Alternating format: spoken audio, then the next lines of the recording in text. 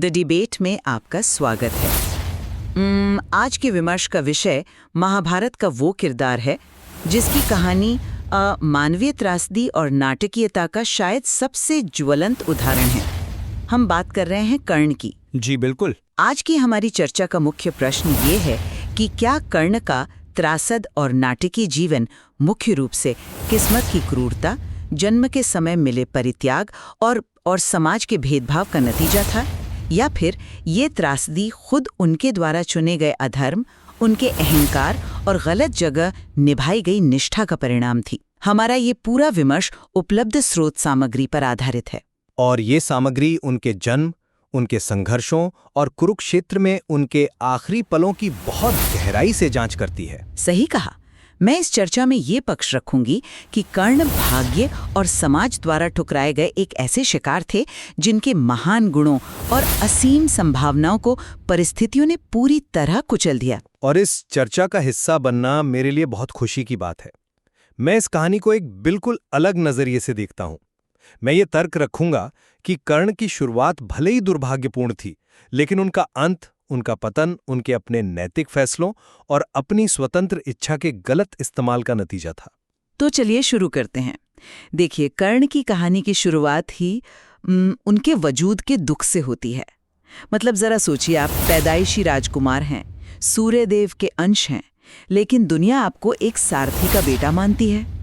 ये उनके अस्तित्व की ही सबसे बड़ी त्रासदी थी। कुंती को महर्षि दुर्वासा से वरदान मिला, अनजाने में उन्होंने सूर्यदेव का आवाहन किया और कर्ण का जन्म हुआ। लेकिन समाज क्या कहेगा, इस डर से एक माँ ने अपने नवजात बच्चे को अश्व नदी की लहरों में बहा दिया। एक जन्मजात क्षत्रिय होने के बावजूद वो सूतपुत्र के ताने सुनते हुए बड़े हुए। जब वो द्रोणाचार्य के पास गए तो अपनी काबिलियत के बावजूद उन्हें सिर्फ इसलिए निकाल दिया गया क्योंकि उनकी जाति सही नहीं थी। जी, ये तो है। पूरी जिंदगी समाज के कुलीन वर्ग ने उन्हें सिर्फ और सिर्फ नीचा दिखाया, और अगर इंसान कम थे तो देवताओं ने भी छल किया। इंद्र ने ब्राह्मण का रूप धरकर उनके जन्मजात कवच कुंडल मांग लिए। एक ऐसे क्रूर और मतलबी समाज में जब हर कोई उन पर हंस रहा था, तब सिर्फ दुर्योधन ने आगे बढ़कर उन्हें अंग देश का राजा बनाया। कर्ण का जीवन उन महानताओं की कहानी है जिन्हें जन्म और किस्मत ने कभी पनपने का मौका ही नहीं दिया। देखिए, कर्ण के जन्म की कहानी वाकई दिल दहला देने वाली है। एक नवजात बच्चे को नदी में बह देना किसी भी नजरिए से एक भयंकर आघात है। लेकिन यहीं पर मुझे लगता है कि हम एक अहम बात चूक रहे हैं। कौन सी बात? जब हम कर्ण को सिर्फ एक विक्टिम या हालात का मारा हुआ मान लेते हैं ना, तो हम उनकी खुद की जिम्मेदारी को पूरी तरह से नजरअंदाज कर देते हैं। उनके साथ जो हुआ वो किस्मत थी, लेकिन उसके बाद उन्होंने जो किया वो उनके खुद के फैसले थे। उन्होंने समाज से मिले तिरस्कार को अर्जुन के प्रति एक अंधी ईर्ष्या में बदल दिया। लेकिन वो ईर्ष्या अकारण तो नहीं थी। कारण जो भी हो, उन्होंने दुर्योधन की दोस्ती के नाम पर एक ऐसी गुलाम मानसिकता अपना ली जिसने उन्हें हर तरह के अधर्म का मूक दर्शक और कई बार मुख्य कर्ता बना दिया। लाक्षागृह में जब पांडवों को जिंदा जलाने की साजिश हुई, कर्ण वहां मौजूद थे। और हम उस खौफनाक पल को कैसे भूल सकते हैं जब भरी सभा में उन्होंने द्रौपदी को बंदकी या वेश्या कहा और दुशासन को उनके कपड़े उतारने का आदेश दिया। वो एक बेहद काला अध्याय था, मैं मानती हूँ। बिल्कुल, ये कोई किस्मत का खेल नहीं था। ये एक सचेत, क्रूर और अहंकार से भरा फैसला था। युद्ध से ठीक पहले जब उन्हें सब कुछ वापस मिल रहा था, तब भी उन्होंने शांति को ठुकरा दिया। उनकी त्रासदी नियति का खेल नहीं, बल्कि गलत चुनावों का फल है। द्रौपदी वाले प्रसंग पर हम आगे विस्तार से बात करेंगे, क्योंकि वहां कर्ण का व्यवहार वाकई बचाव के लायक नहीं है। लेकिन अगर हम निष्ठा और दोस्ती की बात करें, तो हमें उस मनोविज्ञान को समझना होगा जो कर्ण के फैसलों के पीछे था। स्रोत हमें रंगभूमि के उस टूर्नामेंट में ले जाते हैं। जरा उस पल की कल्पना कीजिए। जी, वो टूर्नामेंट जहां उन्होंने अर्जुन को चुनौती दी थी। हाँ, कर्ण ने अर्जुन को चुनौती दी है। भीड़ शांत है और तभी कृपाचार्य बीच में आकर कर्ण से उनके वंश का सबूत मांगते हैं। उन्हें सूतपुत्र कहकर बुरी तरह अपमानित किया जाता है।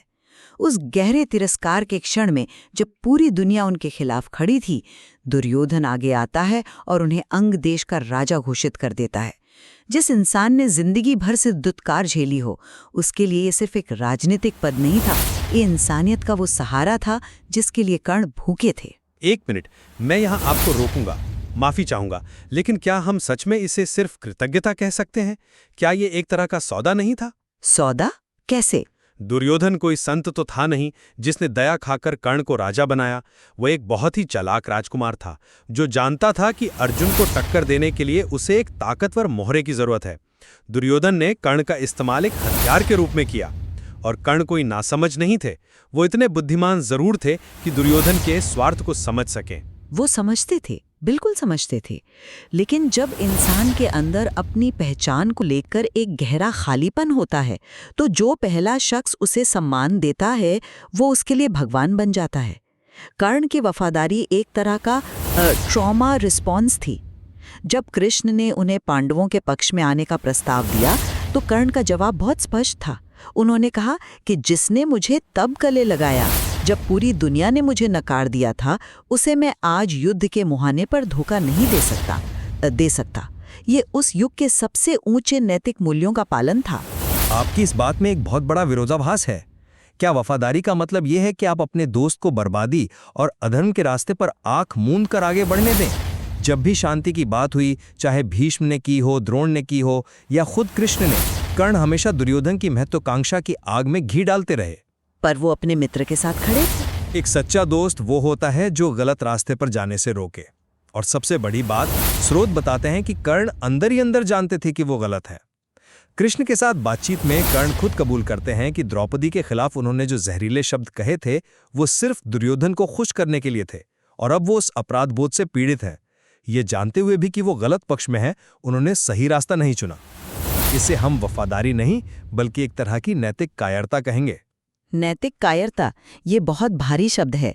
लेकिन जब आप कहते हैं कि कर्ण के पास सही रास्ता चुनने का विकल्प था, तो हमें यह भी देखना होगा कि समाज ने उनके लिए विकल्प छोड़े ही कितने थे। देखिए, विकल्प तो हमेशा होते हैं। द्रौपदी के स्वयंवर वाले प्रसंग को ही लीजिए।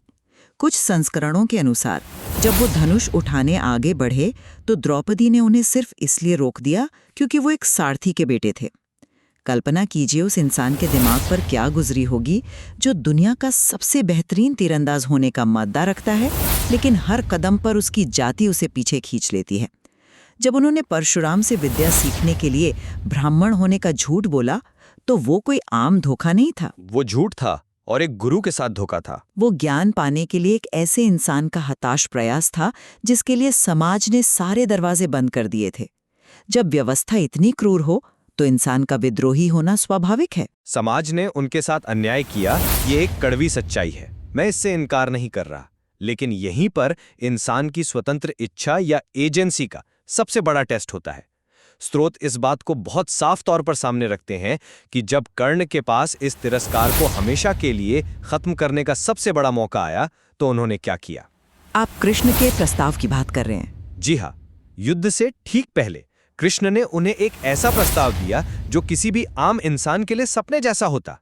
कृष्ण ने कहा, तुम कुंती के सबसे बड़े बेटे हो, हस्तिनापुर का सिंहासन कानूनी तौर पर तुम्हारा है।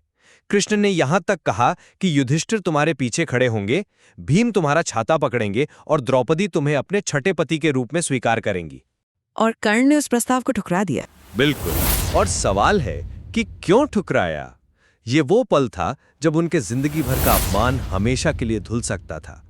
इसके ठीक बाद कुंती भी नदी के किनारे उनसे मिली और अपने भाइयों के साथ जुड़ने की भावुक विनती की। लेकिन कर्ण ने शांति के बजाय युद्ध चुना। उन्होंने कहा कि वो अर्जुन को मारने की अपनी चाहत नहीं छोड़ सकते। क्या आपको नहीं लगता कि यहां आकर ये लड़ाई अब सामाजिक न्याय या वंचना की नहीं रह गई थी?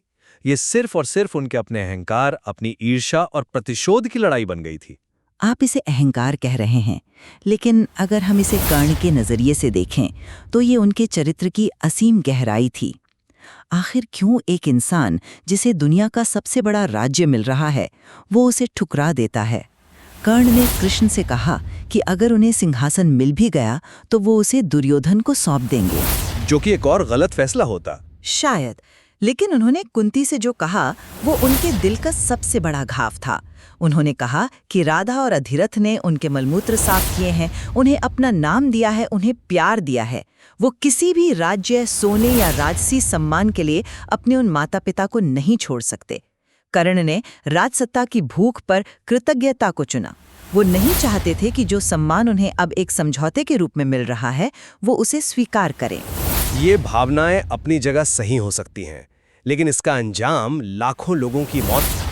और यहीं से हम उनकी कहानी के उस पहलू पर आते हैं जो इसे एक ब्रह्मांडीय त्रासदी बनाता है, किस्मत और श्रापों का वो जाल जिसने अंततः कर्ण की जान ली। आप उनके आखिरी युद्ध को सिर्फ फैसलों का नतीजा नहीं मान सकते।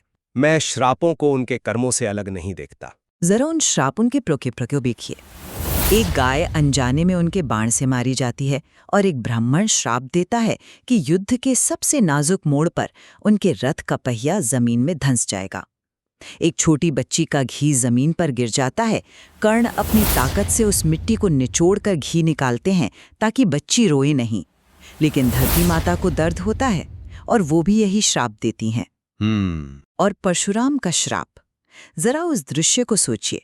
परशुराम कर्ण की जांग पर सिर रखकर सो रहे हैं। एक कीड़ा कर्ण की जांग को काटता है, खून बहने लगता है, लेकिन गुरु की नींद ना टूटे इसलिए वो इंसान बिना हिले वो भयानक दर्द सहता रहता है। और जब परशुराम उठते हैं तो उनकी हिम्मत की दाद देने के बजाय उन्हें श्राप देते हैं कि जरूरत के वक्त तुम ब्रह्मास्त्र का मंत्र भूल जाओगे। कुरुक्षेत्र के 17वें दिन जो हुआ वो उनकी तीरंदाजी की हार नहीं थी, वो किस्मत का एक ऐसा क्रूर प्रहार था जिससे कोई इंसान नहीं बच सकता था। मुझे माफ कीजिएगा, लेकिन मैं इस ब्रह्मांडीय साजिश वाले तर्क को पूरी तरह नहीं मानता।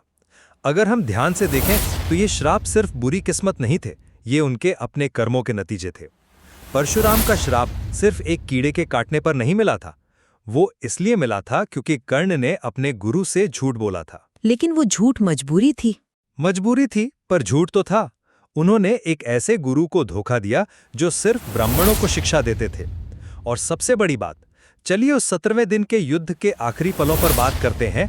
जब कर्ण के रथ का पहिया धंस जाता है तब वो अर्जुन से हाथ जोड़कर युद्ध के नियमों की, धर्म की दुहाई देते हैं। वो कहते हैं कि एक निहत्थे पर वार करना कायरता है। और अर्जुन का निहत्थे कर्ण पर वार करना युद्ध के नियमों के खिलाफ था। बिल्कुल था। लेकिन तभी कृष्ण का वो संवाद सामने आता है जो स्रोत सामग्री के और पूरे महाभारत के सबसे शक्तिशाली पलों में से एक है। कृष्ण उन्हें रोककर पूछते हैं, तुम्हारा धर्म तब कहाँ था कर्ण, जब भरी सभा में एक अकेली औरत द्रौपदी को रुलाते हुए घसीट कर लाया गया था? तुम्हारा धर्म तब कहाँ था जब शकुनी ने धोखे से युधिष्ठिर का राज्य छीन लिया? तुम्हारा धर्म तब कहाँ था जब तुम सब महारथियों ने मिलकर उस निहत्थे बालक अभिमन्यु को घेरकर बेरहमी से मार डाला? वो सवाल बहुत तीखे थे, ये मैं स्वीकार करती हूँ। कृष्ण का तर्क बिल्कुल सटीक था। जिस इंसान ने जिंदगी भर अधर्म का साथ दिया, जिसने कभी धर्म की परवाह नहीं की, उसे अचानक अपनी मौत सामने देखकर धर्म की दुहाई देने का कोई हक नहीं है। कर्ण का वध कोई ब्रह्मांडीय अन्याय नहीं था, वह एक कठोर कर्मिक न्याय था। जो बोया था वही काटा। कृष्ण के वे सवाल वाकई अचूक हैं और स्रोत बताते हैं कि कर्ण के पास उनका कोई जवाब नहीं था। वो शर्म से अपना सिर झुका लेते हैं। लेकिन हमें उस 17वें दिन के युद्ध की सच्चाई और कर्ण के पराक्रम को भी नजरअंदाज नहीं करना चाहिए। वो अर्जुन पर भारी पड़ रहे थे। याद कीजिए, जब घटोत्कच कौरव सेना को रौंद रहा था, दुर्योधन और पूरी सेना को बचाने के लिए कर्ण को अपनी अमोघ शक्ति, वासवी शक्ति का इस्तेमाल घटोत्कच पर करना पड़ा। जी, वो शक्ति जो उन्होंने अर्जुन के लिए रखी थी। बिल्कुल, वो शक्ति जो उन्होंने खास तौर पर अर्जुन को मारने के लिए बचाकर रखी थी। उन्होंने अपनी सेना की जान बचाने के लिए अपने जिंदगी के सबसे बड़े मकसद की बलि चढ़ा दी। जब अंतिम द्वंद्व चल रहा था तो कर्ण ने नागास्त्र का प्रयोग किया। अगर कृष्ण ने अपने पैरों से अर्जुन के रथ को जमीन में न दबा दिया होता तो अर्जुन नहीं बचते। इसमें कोई संदेह नहीं कि कर्ण एक बेजोड़ योद्धा थे। उन्होंने युधिष्ठिर, भीम, नकुल और सहदेव चारों को युद्ध में हराया, लेकिन अपनी मां कुंती को दिए वचन के कारण उन्हें जिंदा छोड़ दिया। लेकिन उसी नागास्त्र वाले प्रसंग में एक और कहानी छिपी है जो कर्ण के विरोधाभासी चरित्र को दिखाती है। अश्वसेन नाग वाली कहानी? हाँ, जब वो बाण अर्जुन के मुकुट को गिरा देता है तो उस बाण के अंदर छिपा अश्वसेन नाग कर्ण के पास लौट कर आता है। वो कहता है कि मुझे दोबारा धनुष पर चढ़ाओ, मैं अर्जुन को डस लूंगा। लेकिन कर्ण अपने झूठे अहंकार और युद्ध के उसूलों की खातिर कहते हैं कि मैं एक ही बाण को दोबारा संधान नहीं करूंगा। इसे आप अहंकार कह रहे हैं? मैं इसे उनका उसूल मानती हूँ। लेकिन जरा सोचिए, एक तरफ वो अभिमन्यु को मारते वक्त सारे नियम तोड़ देते हैं और दूसरी तरफ अपनी शान दिखाने के लिए एक नियम से बन जाते हैं। कृष्ण का अर्जुन से कर्ण पर बाण चलाने के लिए कहना कोई सामान्य नियम तोड़ना नहीं था। महाभारत यही सिखाता है कि जब कोई इंसान एक खूंखार अधर्म का ढांचा बन जाए तो उसे गिराने के लिए सामान्य नियमों से ऊपर उठना पड़ता है। कर्ण वो स्तंभ थे जिस पर दुर्योधन की सारी ताकत टिकी थी, उनका गिरना जरूरी था। आपकी बातों से ये तो बिल्कुल साफ है कि कर्ण का किरदार कितना उलझा हुआ और गहरा था। हम इस विवाद के आखिरी हिस्से में आ गए हैं, तो मैं अपनी बात को समेटना चाहूंगी। मेरे नज़दीक कर्ण महाभारत के सबसे बड़े ट्रैजिक हीरो हैं। वो एक ऐसा इंसान थे जो जिंदगी भर सिर्फ अपनी उस पहचान को वापस पाने के लिए लड़ते रहे जो जन्म के समय उनसे छीन ली गई थी। एक ऐसा समाज जिसने उनके लिए हमेशा दरवाजे बंद रखे, उन्होंने उस समाज में अपनी जगह बनाने के लिए संघर्ष किया। हम उनकी दानवीरता को कैसे भूल सकते हैं? उन्हें पता था कि उनके कवच कुंडल उनकी जान की ढाल हैं, फिर भी जब कोई मांगने आया तो उन्होंने मुस्कुराकर अपनी मौत को दान में दे दिया। कर्ण की कहानी इस बात की एक दर्दनाक मिसाल है कि जब ब्रह्मांड की किस्मत, श्राप और समाज का सिस्टम किसी इंसान के खिलाफ हो जाए तो उसके बड़े से बड़े गुण और उसकी वफादारी भी उसे बचा नहीं सकती। वो एक ऐसे नायक थे जिन्हें इतिहास ने कभी उनका सही मुकाम नहीं दिया। कर्ण का दानवीर होना और उनका बेखौफ पराक्रम, ये ऐसी बातें हैं जिनसे कोई भी इनकार नहीं कर सकता। लेकिन अपनी बात को खत्म करते हुए मैं सिर्फ इतना कहूंगा कि कर्ण का जीवन महज किस्मत का मारा हुआ होना नहीं था। उनकी कहानी हमारे लिए एक बहुत बड़ी चेतावनी है। किस तरह की चेतावनी? ये हमें सिखाती है कि दान, वफादारी और बहादुरी जैसे महान गुण भी अगर वो ईर्ष्या, खुद पर शक और गलत मकसद के साथ जुड़ जाएं, तो वो इंसान को पतन की तरफ ही ले जाते हैं। कर्ण के पास सही रास्ते पर लौटने के बहुत मौके थे। कृष्ण ने मौका दिया, कुंती ने दिया, भीष्म पितामह ने मृत्युशैया से उन्हें गले लगाकर समझाया, लेकिन उन्होंने अपनी कड़वाहट को चुना। उनका अंत उनकी उसी स्वतंत्र इच्छा का नतीजा था जिसने उन्हें अधर्म के साथ खड़े रहने पर मजबूर किया।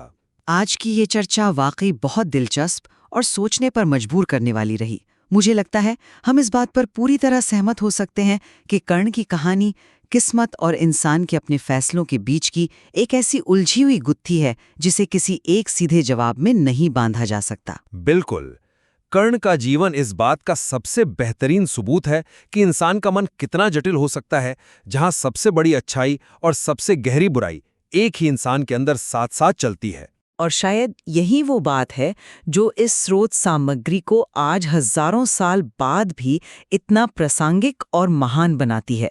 हम अपने श्रोताओं से यही कहेंगे कि वो इस सामग्री में और गहराई तक जाए, कर्ण के जीवन की इन घटनाओं को पढ़ें और खुद तय करें कि इस त्रासदी के लिए असली जिम्मेदार कौन था। द डिबेट में आज हमारे साथ जुड़ने के लिए आप सभी का बहुत बहुत शुक्रिया।